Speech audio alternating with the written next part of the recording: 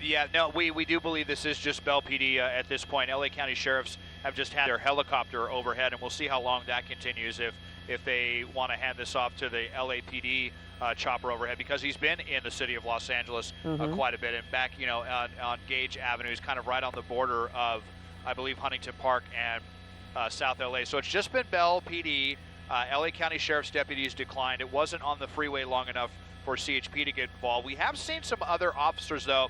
As we drive by, you'll occasionally see, cruisers from different agencies on the side of the street, standing by. LAPD is certainly aware of this pursuit.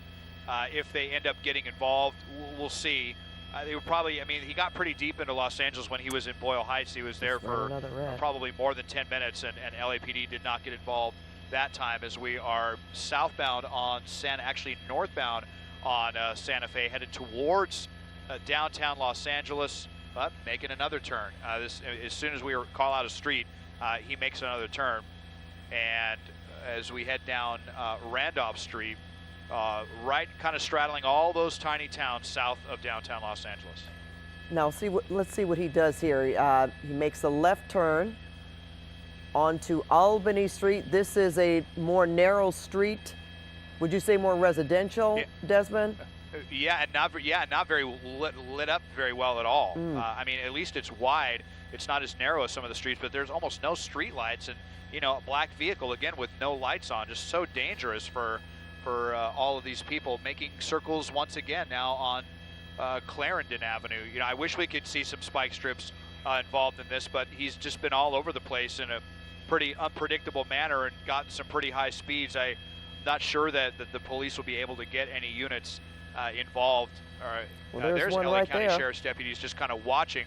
Yeah, just kind of watching from afar there on Gage Avenue. So I think it would be pretty hard to get spike strips going, and I think it would be difficult to do a pit maneuver, even though we're on surface streets, because we haven't even seen any of the officers be able to get right up behind him to even be able to initiate anything like that. And we'll see what he does. You're coming up on Alameda. That's kind of our border here.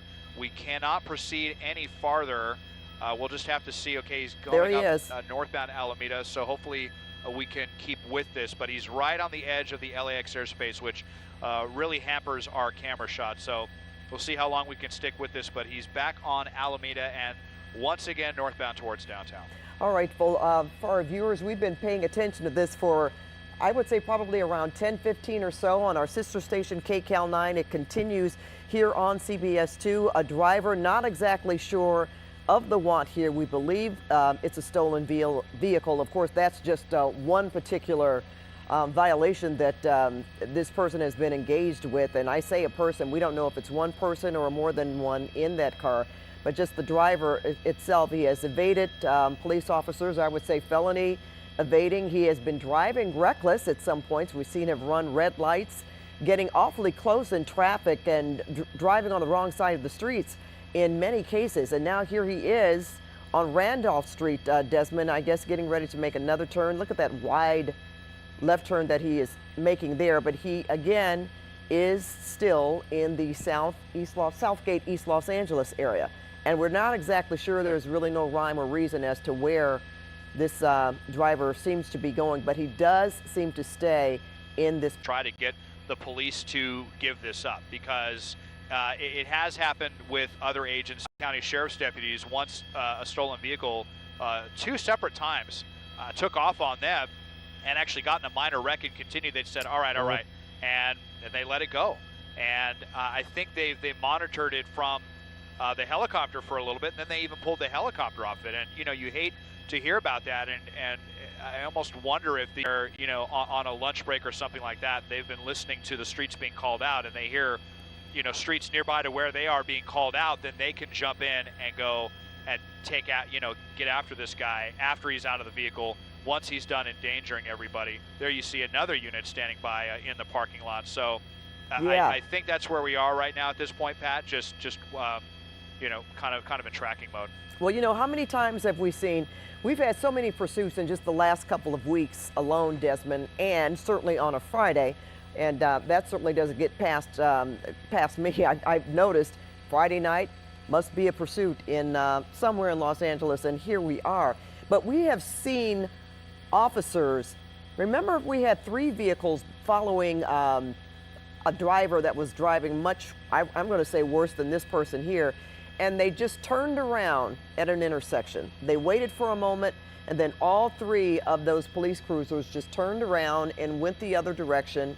And I thought it was a way to really kind of maybe get into this person's head mentally, because at one point it seemed like there was no law enforcement around. And then all of a sudden, when you least expected it, there were a number of them that were actually, they just seemed to arrive at an intersection or show up at an intersection. Right. Yes, I remember the exact pursuit that, yeah, I remember the exact pursuit that you were talking about, the one where they were sitting at that intersection very awkwardly behind the vehicle for quite some time, and then LAPD all turned and kind of, you know, basically canceled the pursuit on him. But then they handed it off to CHP once he got on the freeway, and we saw, if our viewers may recall, just how aggressive CHP got with that one. And they, almost as soon as he got off the freeway and he went into a gas station, they slammed into the side of his vehicle. Yeah. And pinned him in and took him into custody right then and there. So it's always up to, you know, the individual watch commanders, and you know, each district, or rather each department, agency, I should say, all has their various policies. Some are more aggressive than others, and some watch commanders are more aggressive than others. But it seems to me, just based on what we've been seeing, that as I widen out again just to see, you'll see that there's not only no units behind him. Yeah, he may just be trying to kind of blend in. Not only are there no units behind him, but there's no spotlight. You see the spotlight by the sheriffs, but it's not on the vehicle. I think that's intentional. I think they're trying to keep the light off of him right now and just kind of try to watch him, you know, almost kind of spy on him without letting him know that they are still overhead. Maybe letting him think that he's getting away with this, when in reality, hopefully they're just going to wait for him to stop wherever he's going to stop, and then they can have, you know, nearby units come respond and come and take him into custody. Well, you know, they have so many things up their sleeves and so many techniques, and of course they have tried to master the art of dealing with this person psychologically, not necessarily this person individually, but any driver that you sort of contemplate what their next move would be. And you notice that he has put his lights on. This is the first time that we have seen this, at least since you and I have been talking at the top of the hour.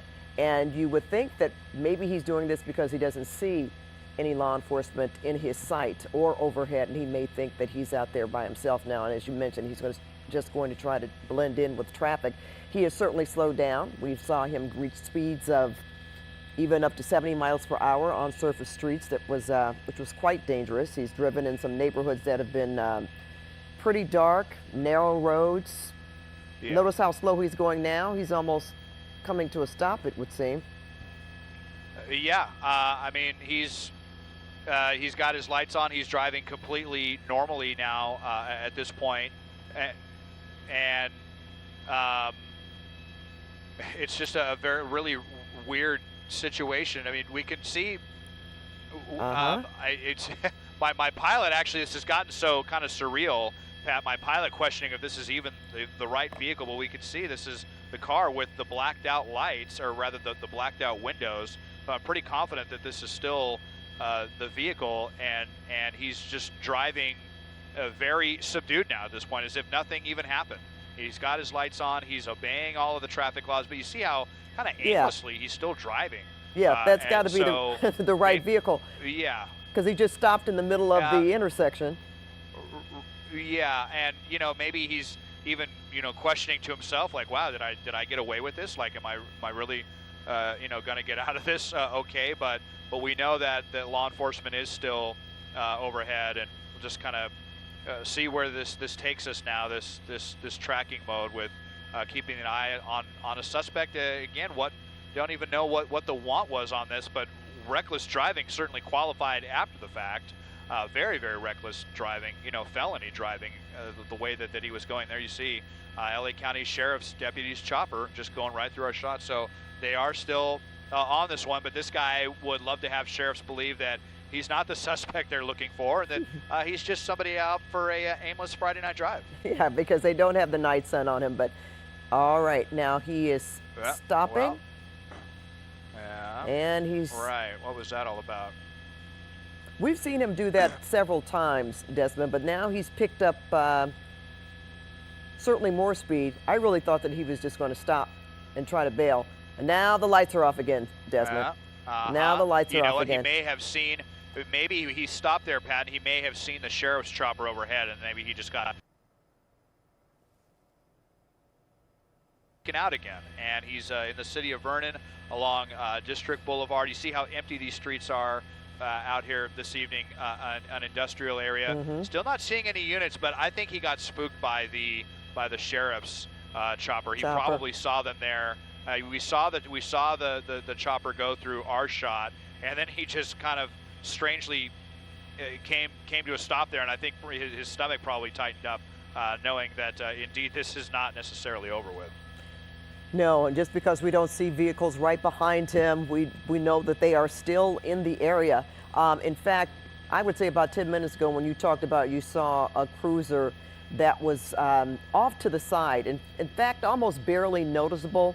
It's like, you know, if you're in any area and you see law enforcement that's sort of hanging back, maybe even to gauge your speed or what have you. So this is certainly what's going on in terms of law enforcement tonight. They haven't given up on this. As you say, they're still following this vehicle and calling out some streets and intersections. But he must feel a little comfortable again because he's turned his lights back on. Yeah, I mean, I can tell you that, you know, all the jurisdictions are aware of what's going on. You know, Bell has informed LAPD there's a unit, you know, watching right there. There's another one on the corner. So police are everywhere. I think just kind of waiting for this guy to make a move. Let's see, maybe they're actually re-engaging now at this point. So it's always kind of hard to say when they go out of surveillance mode and then decide to go back into pursuit mode, and we'll see. I'm not even sure that he has his. I don't think he has his red and blue lights on, his code 3 as they call it, but he's got, you know, the rear orange lights on. So I don't think he's pursuing him lights and sirens, but he's definitely behind him. So